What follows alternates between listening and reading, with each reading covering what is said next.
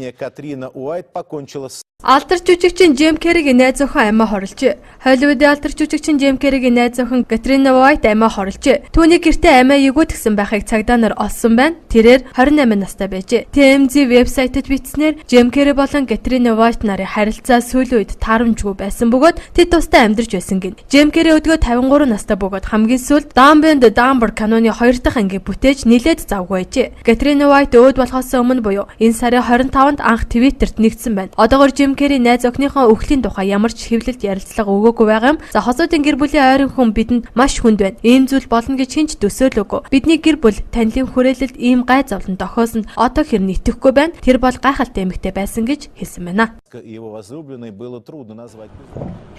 Хятадд Японы тагнуулууд баривчлагджээ. Бүгд найрамдах Хятад ард улсын Японы 2 иргэн тагнуул хийж байгаад баривчлагдсан гэж Хятадын гадаад хэргийн яам батллаа. Бээжийн тухай тодорхой мэдээлэл өгөхгүй гэж мэдэгдсэн бөгөөд харин Японы талаас тэдгээр иргэдийг аль 5 дугаар сард Хятадын цэргүүдэд баривчлагдсан гэлээ. Японы иргэдийг Леон мужид саатуулсан бөгөөд Японы засгийн газрын тусгай ажилтнууд байсан нотлогдсон гэж Хятадын тал үзсээр байгаамаа. Харин энэ асуудалд Японы тал нэгдсэн үндэсний байгууллагын эндрээс манай улс хөрш орнууд руугаа тагнуул илгээх шаардлага байхгүй гэсэн байна. За бүгд найрамдах Хятад ард улсын албаны хүмүүс баривчлагдсан хүмүүсийг хувийн мэдээлэл нас нэрийг онцгой нууцж байгаа бөгөөд тэднийг бүрэн шалгаж дуустал суулгахгүй гэжээ. Хятадын гадаад хэргийн сайд Хонли Япон улс нөхцөл байдалд буулт хийх ёстой. Тагнуулуудыг хойд солонгосын хилээр гарч явах гэж байхад нь баривчилсан. Тэд нууц мэдээллүүдийг цуглуулах арга барил ашигласан нь бараг л илэрхий болж байна гэж онцлог хэлсэн байна.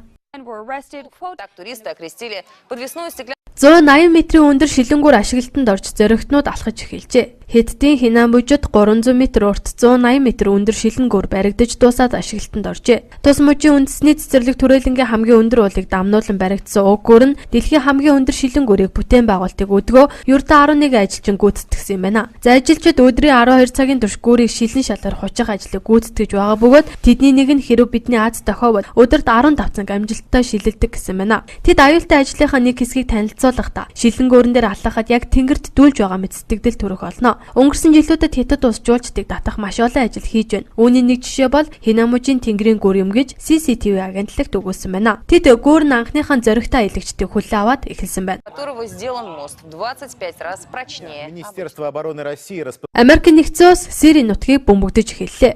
Америк нэгдсэн улсын зэвсэг түвшин Сирийн нутагт байрлаж буй Исламын улс бүлэглэлийн байршлуудыг бөмбөгдөж эхэллээ. Америк нэгдсэн улс зэвсэг түвшин болон түнш орнуудтай хамтран Сирь дэх Исламын улс бүлэглэлийн бөмбөгдөгч онгоц далавчид пуучин ашиглан байлдааны ажиллагаа явуулж байна хэмээн Пентагоны албан ёсны төлөөлөгч Адмирал Джон Керби мэдгдсэн байна. За Сирийн нутгийг бөмбөгдөх шийдвэрийг ерөнхийлөгчөөс олгосон эрхийн дагуу Америк нэгдсэн улсын зэвсэг түвшний ерөнхий командлал гаргасныг Пентагоны төлөөлөгч хэлсэн байна. Энэ нь цэргийн ажиллагаанд Арабын орнууд оролцож байгаа тухай мэдээлэл байгаа боловч аль орон ямар өргөдө оролцож байгааг Вашингтон дахь албаны их сурвалжууд нэрлэхээс татгалзсан байна. За өмнө нь ерөнхийлөгч Барак Обама Исламын улс алан хийдэх байгууллагын эсрэг тэмцэл 40 гаруй орон оролцохоор зөвшөөрсөн тухай мэдэгдсэн. Харин Сирийн засгийн газраас өөрийн нутгийг бөмбөгдөх зөвшөөрөл өгөхгүй гэдгээ мэдэгдсэн билээ. За Сирт 2011 оноос хойш иргэний дан өрнөж засгийн газрын эсрэг олон тооны зэвсэгт бүлэглэл тэмцэж байгаагаас нэг хэсэг нь за Исламын хит даврах үзэлтэй алан хийдэх байгууллагууд юм а. Америк нэгдсэн улсын агаарын цэргийн хүчин Иракийн нутагт байрлаж буй Исламын улс бүлэглэлийн байршлуудыг нийтдээ 170 удаа бөмбөгдсөн юм. За Оросын ерөнхийлөгч Владимир Путин нэгдсэн үндэсний байгууллагын тэргуун банкын мөтөд даваа гарагт утсаар харилцаж Исламын улстай хэрхэн тэмцэх, Украины хямрал зэрэг олон асуудлаар ярилцжээ. Энэ үеэр Владимир Путин Сирийн засгийн газраас зөвшөөрсөн тохиолдолд